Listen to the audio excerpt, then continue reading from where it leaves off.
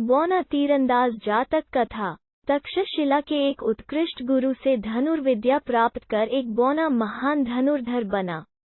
मगर जीविका के लिए वो जब किसी राज्य में जाता तो लोग उसकी योग्यता को जाने बिना ही उसकी ठिठोली करते। अपनी सारी योग्यताएं लोगों की ठिठोली पर लुटती देख उसने अपनी कामयाबी के लिए एक तरकीब निकाली।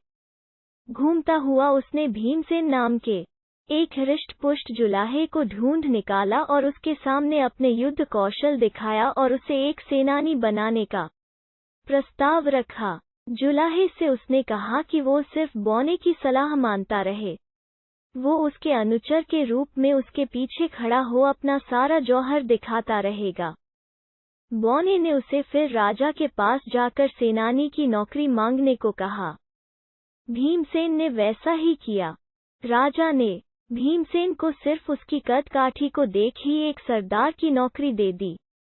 इसके बाद राजा जब भी कोई कार्य भीमसेन को सौंपता तो उसके अनुचर के रूप में बौना उसके पीछे खड़ा हो उसका काम संपन्न कर देता। राजा और शेष लोग यही समझते रहे कि भीमसेन वाकई एक महान योद्धा था।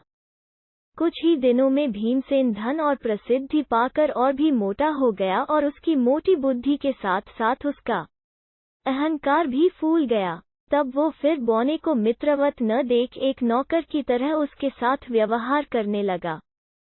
बौने को भीमसेन की वृत्ति अपमानजनक लगी और उसने मन ही मन यह ठान लिया कि वो भीमसेन को उसकी अभद्रता और कृतघ्नता का फल किसी दिन जरूर चखाएगा। संयोगवश तभी पड़ोसी देश के एक राजा ने भीमसेन के राज्य पर चढ़ाई की।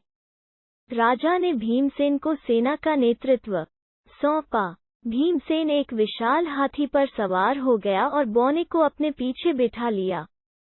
किंतु जैसे ही उसने शत्रु सेना को पास से देखा तो उसके होश उड़ गए। वो कांपता हुआ हाथी के ऊपर से गिर गया और हाथी की लीद पर लौटता नजर आया। शत्रु सेना आगे पहुंच चुकी थी। बौना देशभक्त और वफादार सेनानी था। उसने तत्काल ही फौज की कमान अपने हाथों में संभाली और सिंहनाद करता हुआ शत्रु सेना पर टूट पड़ा।